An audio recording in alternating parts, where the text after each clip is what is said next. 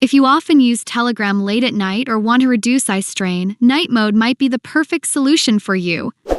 In this tutorial, I'll show you how to quickly and easily activate night mode on Telegram, allowing for a more comfortable experience in darker environments. Stay until the end of this video to learn how to enable this useful feature quickly and easily.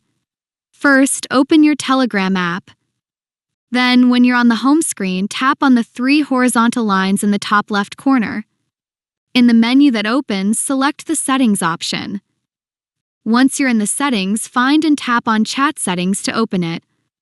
When you're on the Chat Settings page in the Color Theme section, tap on Switch to Night Mode, and Night Mode will automatically activate, turning the light background into dark. This way, you can enjoy using Telegram without eye strain in darker settings.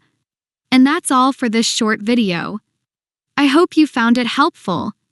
If you did, don't forget to leave a like, share this video with your friends, and consider subscribing to my channel.